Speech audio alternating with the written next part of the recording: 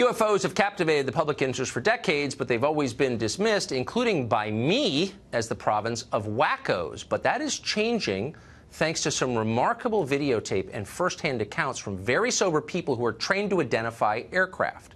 And that would include this video. It shows two Navy pilots encountering something bizarre off the east coast of the United States. Watch this. Echo 6-1, Tango, Roger, Roger. Oh, got it! Woohoo! Roger, there's troubleshooting. Did you box moving target? No, I took an auto track. Oh, okay. Oh my gosh, dude. Wow, look at that.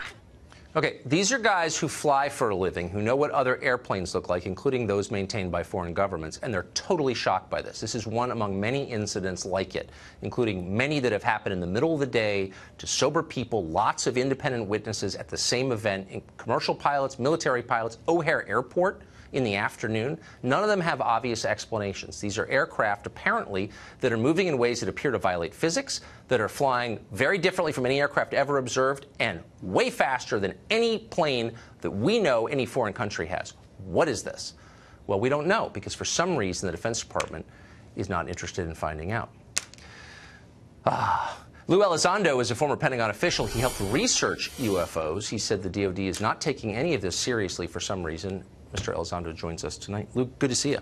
Thank you for having me. So did I overstate that? Is there a growing corpus of evidence, not drunk people on a lonely rural road at 3 in the morning, but sober military pilots saying something that we can't explain is happening? That is correct. You're talking about individuals who have very high security clearances. They are trained observers. We've actually paid them and put them through schools to be trained and very keen observers to scrutinize what they're seeing.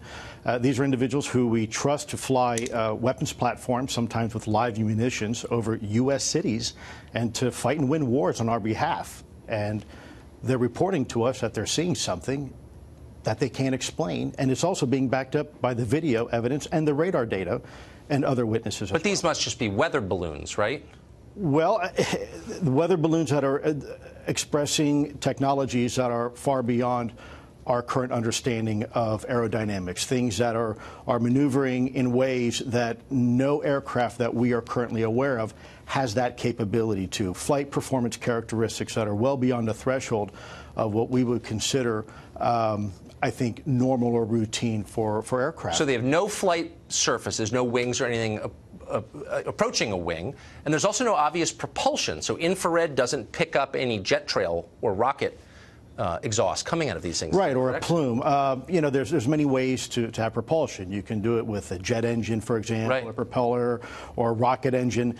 In this particular case, you have objects that are doing things, maneuvering in ways without any obvious sign of propulsion, and defying the natural effects of Earth's gravitational pull. At what speeds?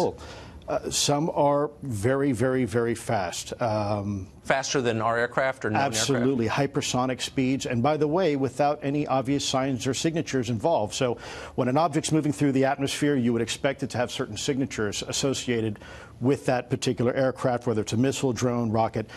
So, for example, you might see a heat signature coming from it. You might see ionization of the atmosphere. Right. You might hear a sonic boom, which you normally would. It's an acoustic signature. In this particular case, these objects don't have any of those signatures. So we know that they're not U.S. military because they wouldn't be flying near U.S. military aircraft, as they so often have. And it seems like we would know if foreign countries had that technology. Look, I have no idea what it is. The bottom line is this is a potential threat, a grave one to our country. What is DoD doing about it?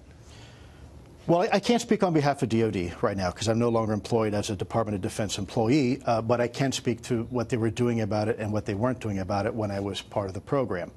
I think DoD is a very large, complex organization.